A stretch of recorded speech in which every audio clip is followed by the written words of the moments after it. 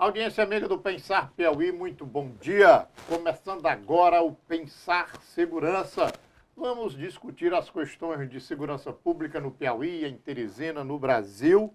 Aqui, eu ao lado do professor Arnaldo Eugênio, a quem eu desejo um bom dia, agradeço pela presença. Professor, como vai? Tudo bem? Tudo bem, Oscar. Obrigado mais uma vez pelo convite. É sempre um privilégio estar aqui com você. Pois vamos tratar desses assuntos que são tão caros ao povo de qualquer comunidade, de qualquer cidade. A questão da segurança pública, que hoje em dia rivaliza ali para e passo com educação e saúde. E para isso, o Pensar Piauí recorre ao professor Arnaldo Eugênio, doutor em antropologia, que é a especialidade que melhor tem visão sobre essa área.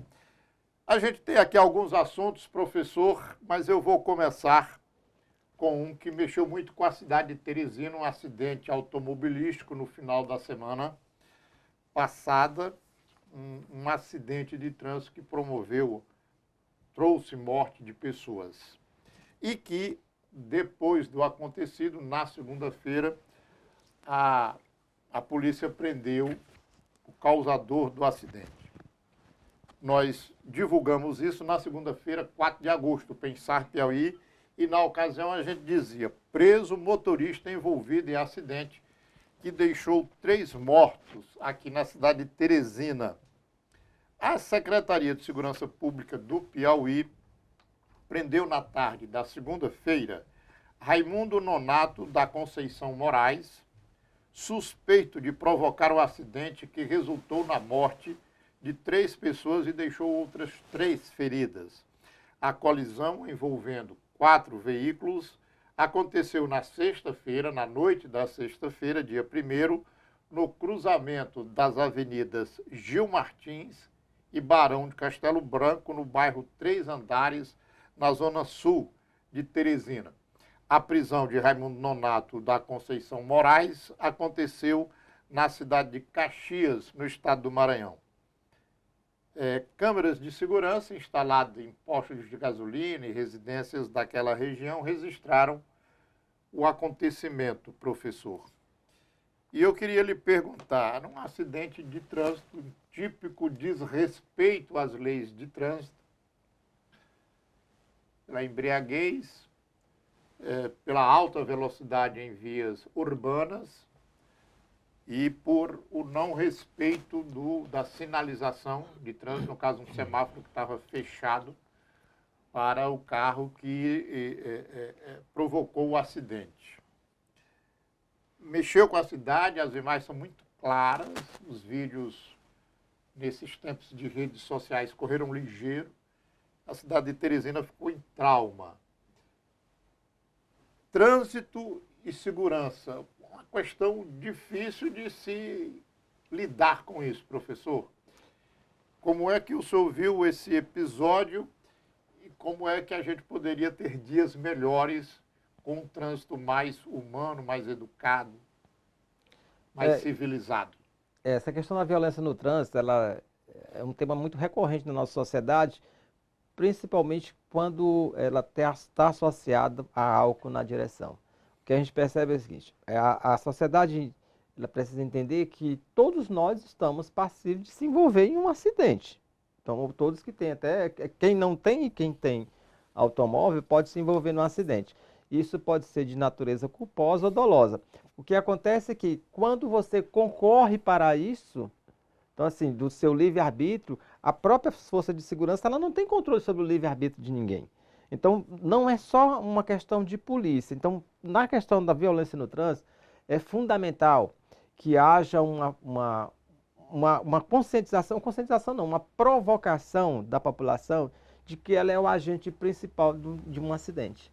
Então, as forças de segurança, elas podem fazer, quando eu digo as forças de segurança, são os batalhões de trânsito, podem fazer as blitz educativas, elas podem fazer todo aquele serviço que vem ter sido feito no estado do Piauí, mas a população ela tem que participar. Então, o que a gente percebe é que quando há um acidente, uma tragédia dessa envolvendo, eu vi as imagens, a força do impacto é muito grande, é muito intensa. Grande. por causa da violência, da velocidade. velocidade desmedida para aquela via, né?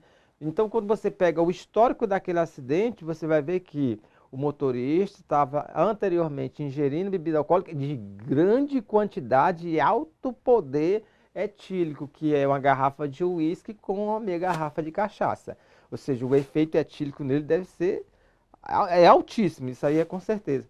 Então, esse ato de irresponsabilidade do motorista é que a gente precisa frear em outras pessoas. Como a gente faz isso? Eu preciso de uma escola também que se comprometa com a sociedade. Ou seja, não é uma escola que prepare só para o Enem, mas que também leve essas informações do trânsito de uma forma, não de uma forma amedrontadora, mas educativa, no sentido de dizer, olha, você ali, você pode dirigir, você pode pilotar uma moto, mas você precisa ter responsabilidade. Porque ainda hoje, uma das questões que a gente vê muito no trânsito é que se você para um motorista e pergunta, faz uma pergunta básica para ele, me diga aí qual é a ordem de importância no trânsito, de preferência. Muitos deles não sabem o que é o pedestre.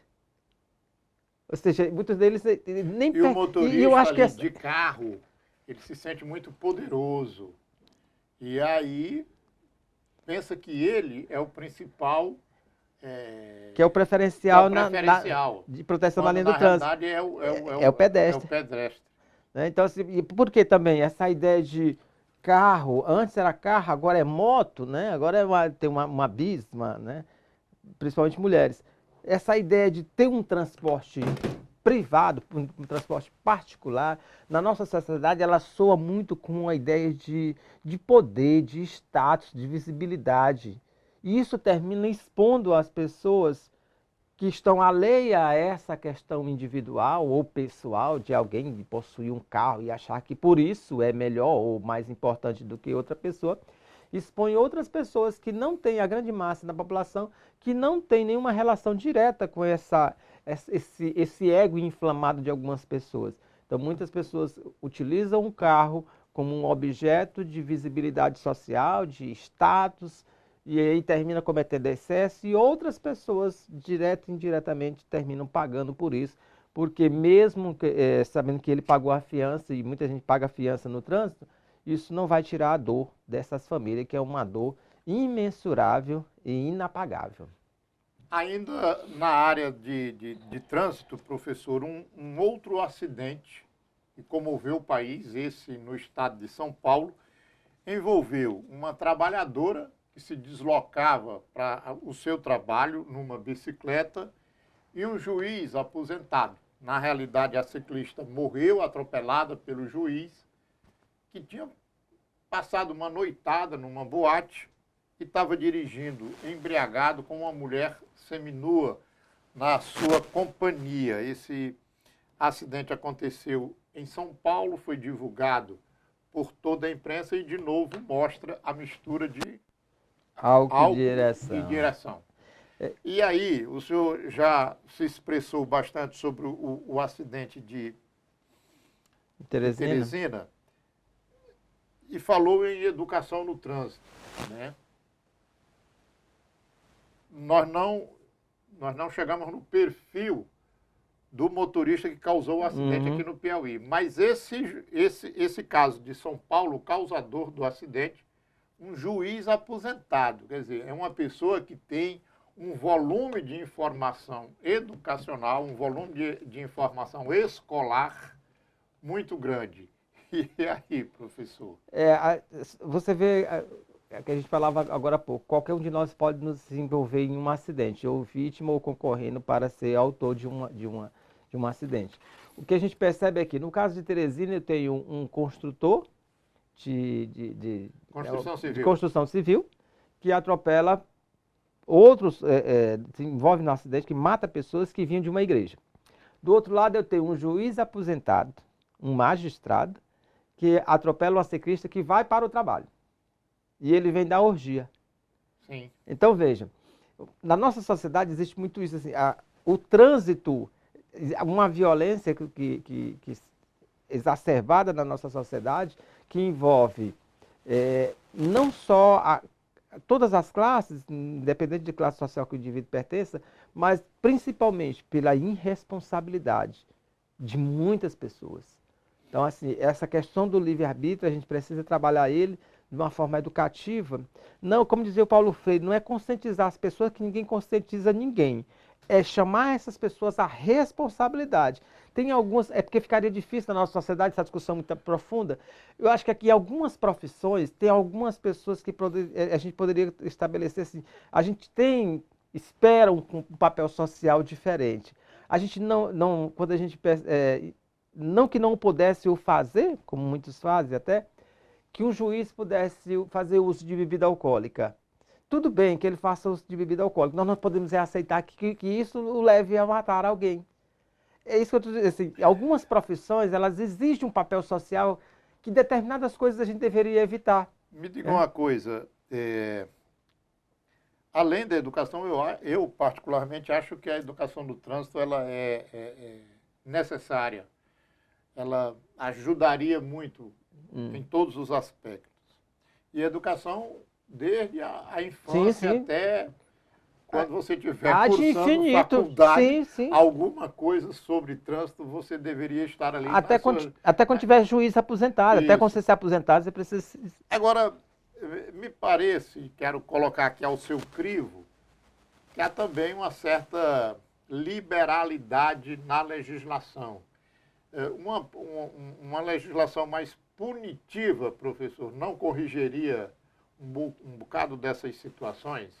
Porque aqui no caso do juiz em São Paulo, ele pagou a fiança dele, volumosa, 40 mil, e aí saiu.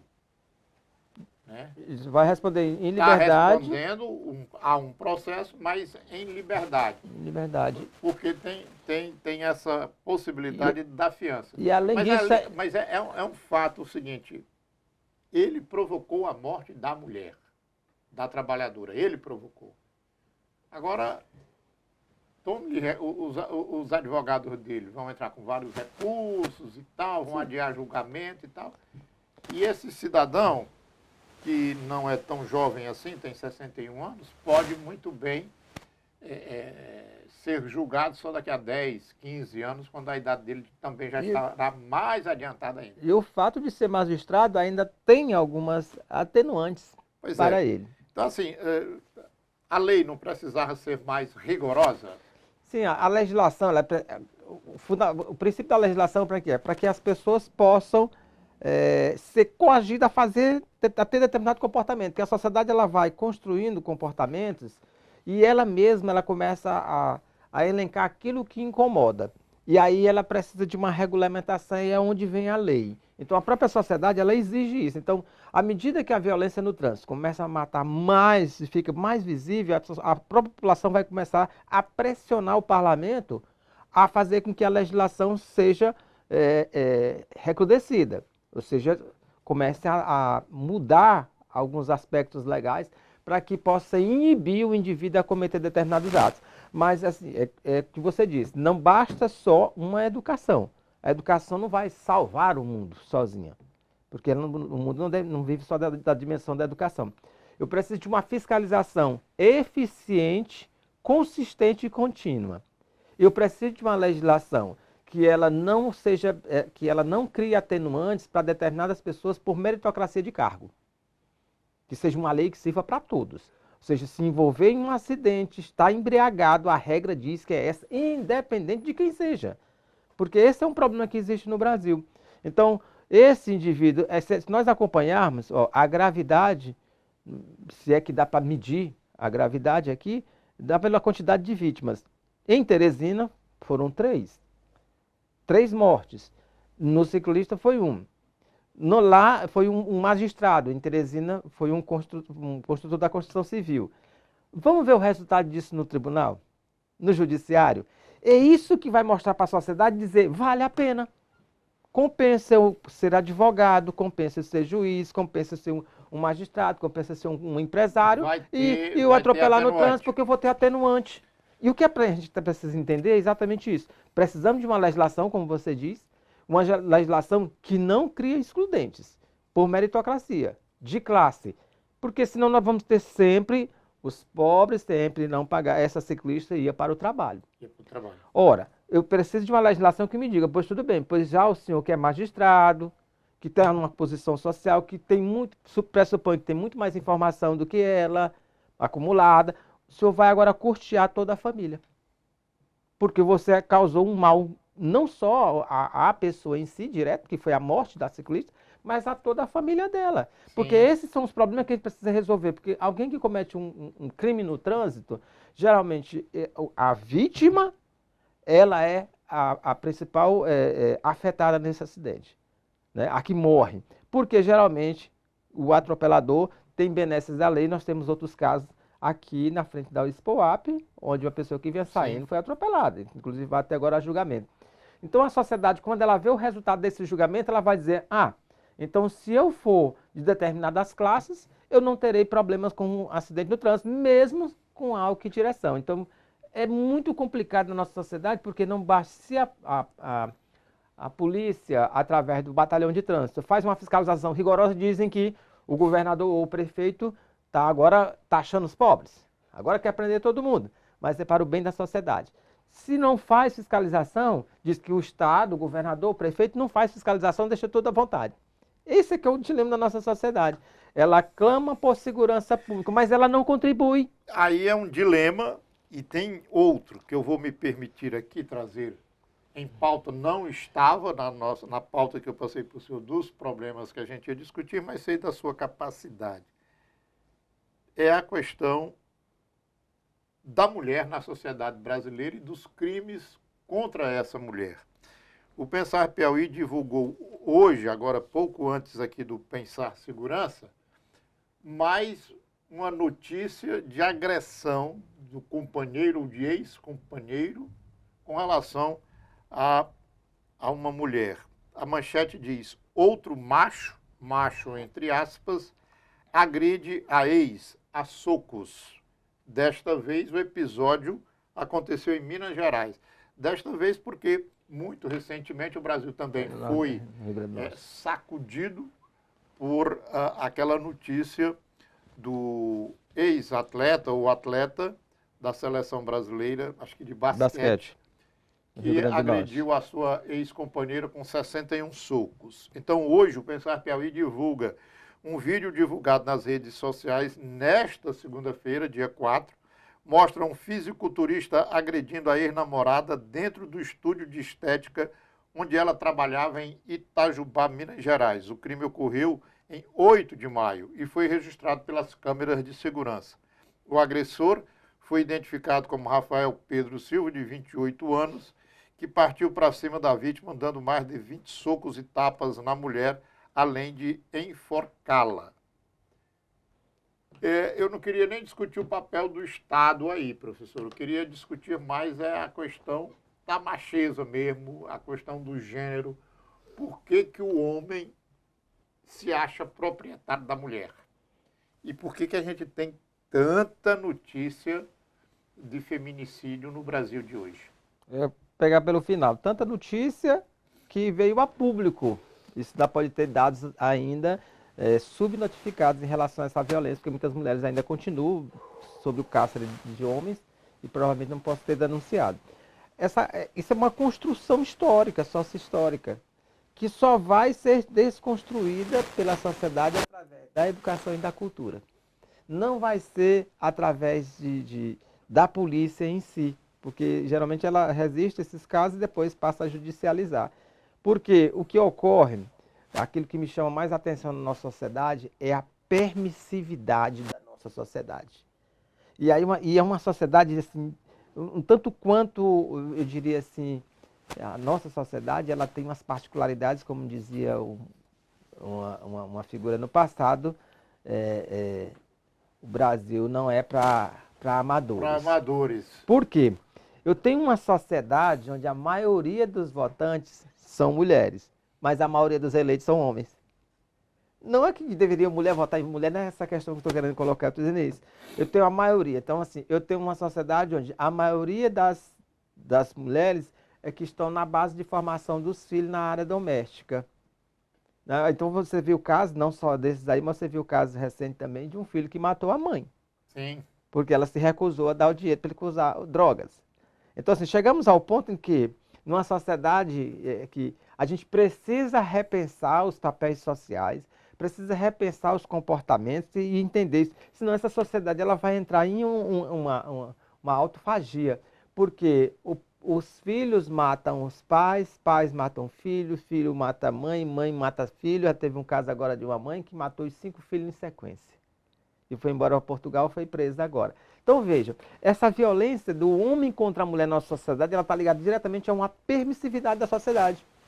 E aí a sociedade, como ela percebe que o próprio legislador é lento, o Congresso é lento em trazer respostas, porque ele não tem também essas respostas imediatas, porque um avanço foi a lei do feminicídio, essa qualificadora do feminicídio, porque antes a violência era colocada como um caso corriqueiro. A violência específica contra a mulher era normalizado dentro dos demais crimes. Dos demais crimes. Então, essa tipificação foi um avanço, né, a lei do feminicídio. Porém, mesmo assim, os homens não deixaram de matar. Então, isso quer dizer o quê? Não é só a legislação que vai inibir a violência. Então, a sociedade precisa entender isso. E já existem alguns sinais, não é de hoje, alguns sinais que a sociedade vem dando, que, por exemplo, dentro do presídio, o caso do jogador de basquete da seleção brasileira lá do Rio Grande do Norte, estou acompanhando agora alguns fatos e imagens de que ele agora pede socorro. Sim. Porque colocaram ele na cela junto com outros homens. E ele sofreu agressões, muita violência. Ou seja, os próprios indivíduos que estão dentro do cárcere, eles lá dentro não aceitam esse tipo de violência, mesmo que aqui fora eles pratiquem. Isso mostra que a nossa sociedade, a complexidade que ela é. Então não basta uma legislação mais rígida, um recrudescimento legal, para que os homens deixem de bater, de violentar as mulheres. É preciso que a sociedade não aceite, não seja permissiva com o homem que cometa atos de violência contra a mulher. E isso precisa partir não só das mulheres, mas também dos homens, aqueles que acreditam numa sociedade mais igualitária, mais justa. Então precisamos trabalhar essas questões em cada um de nós. Ou seja, não aceitar. Eu particularmente faço o meu papel, eu não aceito, não compactuo com nenhum homem que pratica qualquer ato de violência.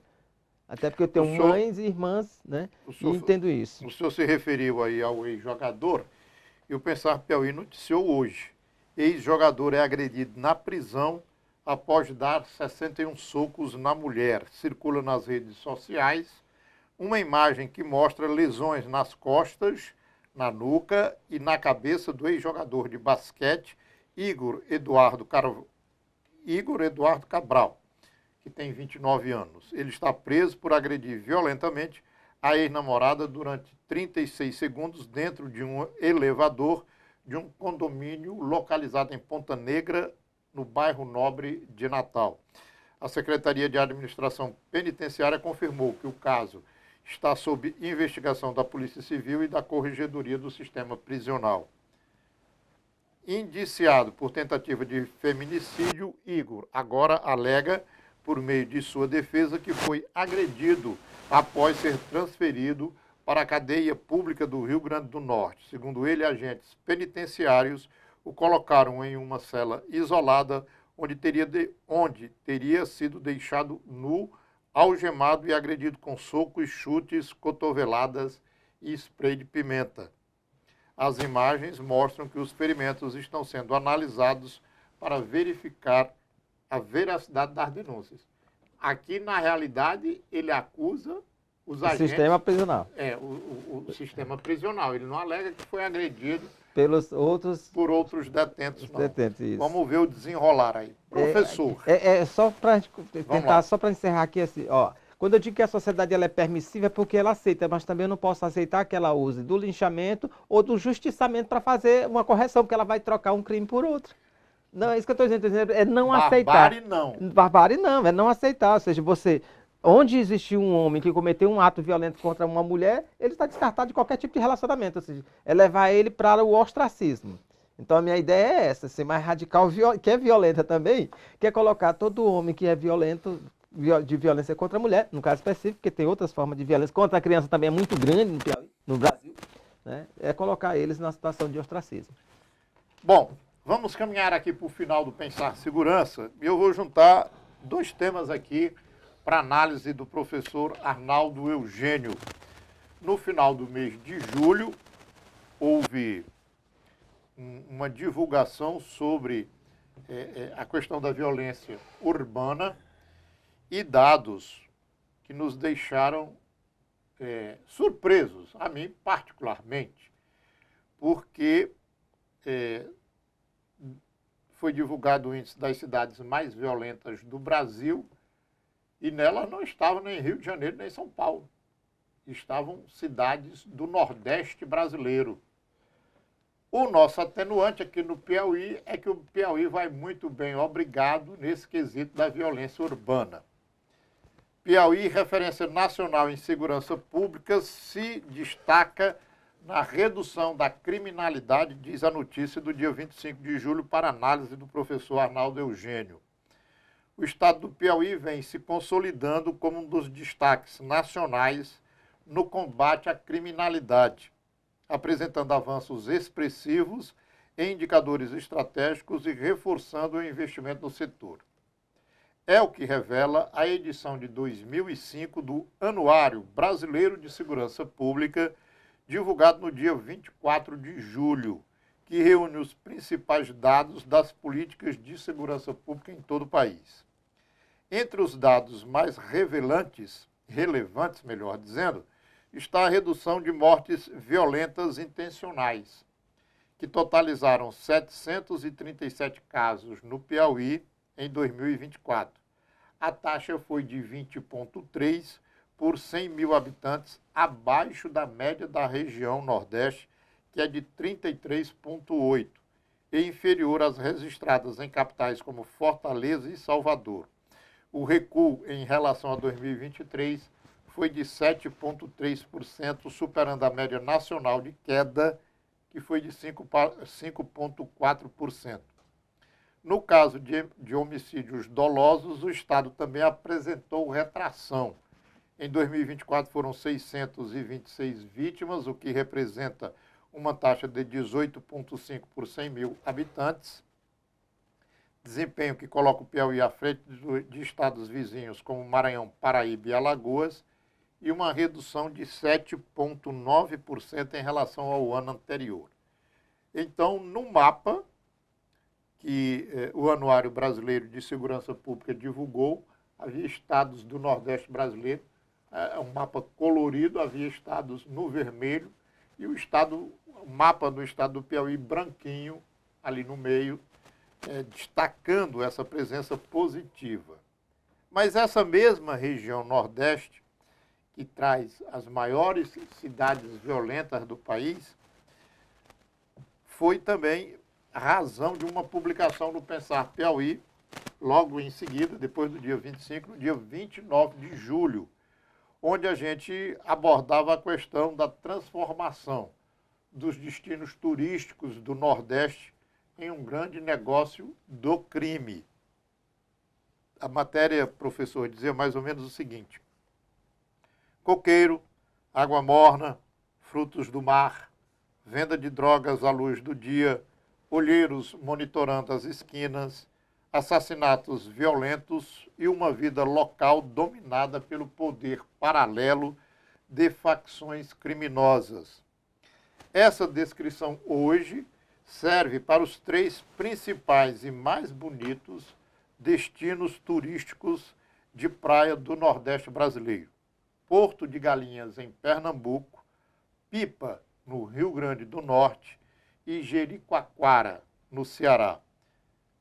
Praias mais famosas de seus respectivos estados, as 3 mantêm um certo clima de tranquilidade, com regras do crime organizado para coibir roubos contra aqueles que as visitam, ou seja, contra os turistas. Uma forma de não afastá-los das cidades que movimentam a economia e o tráfico. Para quem mora nessas cidades, no entanto, a presença e a crueldade das facções são bastante conhecidas. Das ameaças a quem não cumprir as ordens e decapitações aos pontos de venda em espaços centrais das vilas, segundo moradores, autoridades e pesquisadores que a BBC News Brasil conversou nas últimas semanas. Então, o Nordeste brasileiro, professor Arnaldo Eugênio, mergulhado na violência. Mas dentro do Nordeste, uma ilha, digamos assim, de uma certa tranquilidade, representada pelo Piauí. E, para mim, uma surpresa, São Paulo e Rio de Janeiro fora das 10 cidades mais violentas do país. Isso tem a ver com um movimento nacional, melhor, internacional, né, do tráfico de drogas, envolvendo as duas organizações que presentes no território nacional. Então, com uma certa divisão entre elas, ou internamente, e a briga entre as duas, houver um afastamento dos grandes centros, São Paulo, Rio. Por exemplo, em Santos, a ação da polícia de São Paulo afugentou muitos, porque eles começaram a descobrir toda aquela trama que existia ali de tráfico internacional de droga através dos cascos de navio. Então, as operações da Polícia Federal, a Polícia de São Paulo, afugentou eles do litoral de São Paulo. Há um caso muito discutido no Brasil de 2 mulheres que foram presas na Europa com malas trocadas no Aeroporto Internacional de Guarulhos. Ficaram presas lá por um bom período, cerca de 30 dias, mas depois foram liberadas porque a Polícia Federal do Brasil provou através de imagens que elas não eram traficantes e que tiveram as malas trocadas. E eles desbarataram essa quadrilha que usava mala de passageiros comuns para transportar drogas para a Europa e outros pontos. Então, assim, o senhor falou do Porto de Santos, e eu estou falando do Aeroporto Internacional do Guarulhos, 2 terminais, digamos assim, de muito movimento, de muita inter-relação com a Europa e os demais pontos do continente, e que há uma ação forte da Polícia Federal lá. Isso afugenta criminosos, tanto de um quanto de outro, e os criminosos vão procurar outros pontos para agir. Isso, é a dinâmica da violência, da criminalidade que a gente fala, e da própria violência. Então, portos e aeroportos são saídas, eram lugares estratégicos para o escoamento do tráfico de droga, tráfico internacional. Então, com os portos e aeroportos sendo vigiados, se tenta buscar outros meios, outros caminhos. Já se descobriu até submarinos para fazer isso. Barcos que foram feitos, barcos com casco falso para colocar o tráfico de droga via fluvial. Nem marítima era mais, era fluvial, via rios. Então, vejam, eles vão buscar outra logística. Uma coisa que você percebe, quando as forças de segurança elas atuam em determinado setor, elas empurram eles para procurar outros meios, outros mecanismos. Então, assim, a violência, a criminalidade, ela não tem saída, caminho de saída, ela tem caminho de preocupação. Ou seja, nós não vamos acabar com a violência e a criminalidade do mundo. É isso que eu quero dizer. Então, nós vamos estar sempre preocupados em que tem que antecipar, ser vigilante no que eles podem fazer. Então, o que ocorre? Quando São Paulo e Rio de Janeiro começam a apertar o tráfico e o roubo de carga, se você for olhar, diminuiu nesses estados. Eles são uma das facções, das organizações criminosas de São Paulo, busca o Ceará, inclusive depois vai ter a morte de líderes lá, e a outra, que é a do Rio de Janeiro, vai procurar o Nordeste, ela vai exatamente para a Bahia. E aí você vai ver, logo em seguida, aumenta o número de índice de criminalidade assustadoramente na região metropolitana de Salvador e na região metropolitana do Ceará. Fortaleza. De Fortaleza, melhor dizendo. Então você percebe isso aí. Aí você vai ver o mapa da violência, você vê os estados do Nordeste praticamente em vermelho. O Piauí não, mas o Piauí ele tem uma particularidade. Aqui existe ainda, ela foi mais forte no início, uma política de combate à criminalidade. Então, se eu tenho uma ação, se essa ação ela é contínua em todos os setores, porque antes se fazia assim, eu tinha o 4º distrito, que cuidava só da área do Parque Piauí, da região sul. Então, não era da minha área, na divisa, ninguém sabia o que era. Ali do Promorá em diante. Se agora de quem? E agora... Porque não é mais na área do... no meu distrito, mas não chegou no outro ainda. Não chegou no outro ainda. Então, assim, quando começa a fazer o trabalho de integração de forças, isso aqui eu já havia falado, está lá na minha dissertação, porque depois alguém vai dizer, ele nunca falou isso. Olha, na minha dissertação, em 2012, eu já dizia, policiamento tem que ser integrado. todas as forças de segurança integrada, ela tende a inibir o crime e os criminosos tendem a procurar outros espaços. Então você percebe, quando o Piauí começa a propagar essa ideia no governo Rafael de uma polícia integrada, a criminalidade diminuiu. Por quê? Porque os criminosos começam a pensar assim, não, mas lá não é só a polícia que cuida, é toda a área. Então eu tenho a delegacia de roubos, né, de furtos e roubo de carro, eu tenho a delegacia de antidroga, eu tenho uma política de combate ao roubo de celular através do rastreamento de códigos e tal. Aí eu tenho o Draco que vai fazer as operações. Então eu tenho uma polícia que está o tempo todo agindo, apresentando resultado. Então essa ideia passa para os criminosos que o risco é muito alto. Então eu vou procurar lugares onde esse risco é menor. Por isso, assim, quando eu tenho uma polícia integrada e ativa e eficiente, a violência sempre vai tender a diminuir. Porque os criminosos percebem que o risco é muito alto. Então é um negócio, né? Porque o crime também faz parte do mercado, não é o mercado do crime. Então, se eu vejo que um lugar me oferece mais risco, a minha tendência é fugir de lá. Então você vai pegar os dados. O Piauí ele aparece, se destaca na questão de combate à criminalidade, porque as ações e as políticas de segurança começaram a agir e integrar essas forças. Ainda há muito a se fazer, ainda há muito a se fazer, Sim, ainda há muita muito. coisa. Porque ter 737 casos de homicídio é quase 1000. Então, assim, É pouco em relação pouco em aos relação ao outros, mas universo, isolado mais isolado é um número é um número altíssimo. alto. Porque se eu tenho, por exemplo, Teresina tem quase 1 milhão de pessoas. A maioria desses homicídios são na capital. Então eu tenho quase 1000 por ano. Então ainda há muito o que fazer, né? Lógico, não reconhecendo isso aqui. Em 2024 foram 624 vítimas, né, de homicídios dolosos. Diminuiu por vários fatores, né? A ação, então assim, quando existiam também muitos homicídios dolosos e latrocínio, que envolvia o roubo de celulares. Com a política de inibição dos roubos de celular por identificação tecnológica do rastreamento desses celulares, muitos criminosos deixaram de ir para essa parte do crime. Então, se eu tenho, por exemplo, diminui também o número de furtos de roubos de carro, né? Roubos e furto de carro, mas aumentou do estelionato. Então, veja, o crime ele é dinâmico, então eu preciso de uma polícia integrada, uma polícia tecnológica, e é isso que, talvez é essa resposta que você queira de mim. Que fatores levaram para essa visibilidade do Piauí? A tecnologia, o uso da tecnologia a favor da segurança pública, porque isso mostra que é uma polícia, não é uma polícia truculenta, é uma polícia inteligente. E eu também dizia nos nossos programas, nos nossos artigos escritos assim, é preferível ter uma polícia inteligente do que usar a força, porque a inteligência ela antecipa o fato. Então, essa política de segurança, o que aconteceu? Quando o Estado começou a fazer, inibir isso, não só com a força se necessário, mas quando começou a rastrear esses celulares, a procurar os códigos, o que foi acontecer imediatamente? O roubo de celular diminuiu.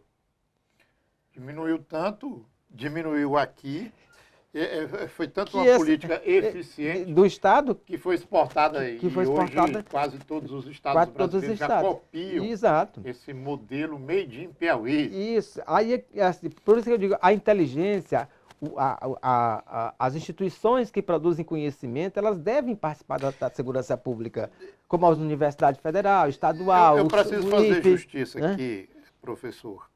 Já a gente caminhando aqui para o final do Pensar Segurança, os partidos de esquerda, particularmente o PT, que é o partido de esquerda majoritário no Brasil, hegemônico, ele sempre teve muita produção no campo da educação, no campo da saúde, da assistência social e políticas públicas. Mas ficava devendo muito na área de segurança. Sempre se cobrou muito isso dos partidos de esquerda, particularmente do PT, dos governos, de governos antigos, como os governos De Lula e Dilma. de Lula e Dilma, eu digo estadual. Estadual. Lá no Rio Grande do Sul, quando o partido teve o controle daquele Estado brasileiro. E aí, de repente, o Nordeste passa a ser uma região petista, com o Rio Grande do Norte, com o Ceará, com a Bahia, com o Piauí. E agora a gente vê, a partir de Rafael Fonteles e de Chico Lucas, esse destaque que o senhor frisou aí, eu li a notícia, o senhor fez o comentário, e fez um comentário preciso, que é o do uso da inteligência e da tecnologia por parte da polícia. Eu já fiz críticas aqui no Pensar Piauí ao modo violento como a polícia da Bahia, que é uma polícia do PT, age. Quer dizer, é de fazer vergonha para um militante de esquerda o número de homicídios cometidos por policiais baianos, porque é muito alto. Do Ceará, da mesma forma, também outro governo do PT. E aí é preciso tirar um momento dentro do Pensar Piauí e fazer a reverência aí para o governador e para o secretário Chico Lucas, porque transformam a polícia do Piauí numa polícia não letal, diferente de outros estados brasileiros, campo da direita, que lá abertamente é bandido bom, é bandido morto, mas se diferencia também das polícias de estados que são administrados pela esquerda, porque desenvolve, investe muito na tecnologia e na inteligência dos policiais para o combate ao crime. Então, queria fazer aqui esse momento aqui de tirar o chapéu para Rafael Fonteles e Chico Lucas na área da segurança pública. Sim, realmente é de reconhecer esse trabalho dos dois, até dizer, ó, se você pegar dos últimos 20 anos, a Secretaria de Segurança Pública do Estado do Piauí é a primeira vez que alguém que está lá age de forma inteligente. Sim. Antes era todos à força, à truculência. Sim. Né? Então, você percebe, a primeira coisa que acontece é essa mudança. E sabemos que é um cargo extremamente espinhoso, porque além de ser um cargo político, ele precisa ser um cargo de muita habilidade para lidar com a Polícia Civil e a Polícia Militar. E aí porque tivemos aí nesse outro aspecto tem outro uma dificuldade isso, grande para o gestor. Isso, e por isso que é louvável aí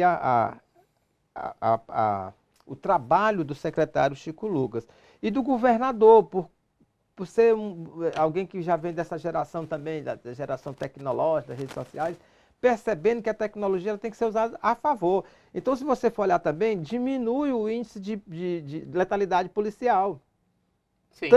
Tanto em mortes, de se age civis, com a inteligência, não precisa da força. Da força. Exatamente. Então, assim, se eu me antecipo, se eu quero inibir um determinado crime, por exemplo, se eu quero inibir o roubo de cobres, eu não vou ter polícia para dar conta de cada poste que existe nessa cidade, mas eu posso identificar os receptadores. De forma inteligente inibir, ou seja, se eu não tenho quem compre, não tem quem venda. Não tem quem vá buscar o cobre nos postes. Que isso é o que eu digo assim, é um jogo de inteligência. Isso não expõe os policiais. E ao não expor os policiais, diminui a letalidade do policial contra o civil e contra os policiais também. Se você for olhar também nos índices lá, você vê que diminui também o número de policiais mortos em ações. Tem mais policiais mortos fora de serviço do que em serviço. Isso mostra o quê? Que quando você usa a inteligência, você interfere em vários aspectos da criminalidade. Então é louvável que um governo não se esperaria isso no governo de direita. O governo de direita ele não tem nenhuma relação com diminuir a violência e principalmente a proteção da sociedade civil. Por isso essa cobrança em cima da esquerda, porque a esquerda sempre esteve ligada aos movimentos sociais e às políticas de proteção da sociedade mais vulnerável, da população mais vulnerável. Então, nesses casos, assim, o Piauí se destaca e ele importa essa sua forma de atuação. Isso é importante para mostrar que nós temos aqui no Piauí, mesmo que algumas pessoas façam críticas de que é um estado pobre, coisa desse tipo, existem pessoas que produzem conhecimento. E esse conhecimento pode ser exportado. E a gente precisa acreditar cada vez mais, está sendo. E precisamos acreditar cada vez mais. Tem muito mais pessoas com projetos muito interessantes que podem auxiliar a Secretaria de Segurança Pública.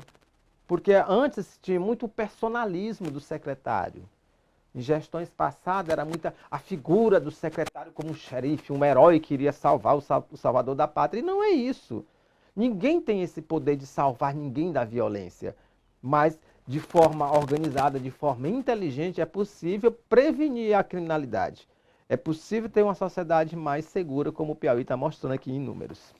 Muito bem. E com isso a gente finaliza aqui a edição de hoje do Pensar Segurança. Queria agradecer a sua presença, professor Arnaldo, E daqui a 15 dias, aguardo o senhor novamente aqui para a gente ver os acontecimentos dessa área e comentar aqui no Pensar Segurança. Ok, Oscar, mais uma vez, muito obrigado e agradeço a todos pela oportunidade. Aqui no canal do Pensar Piauí, na próxima quarta-feira, nós vamos ter aqui Pensar Economia.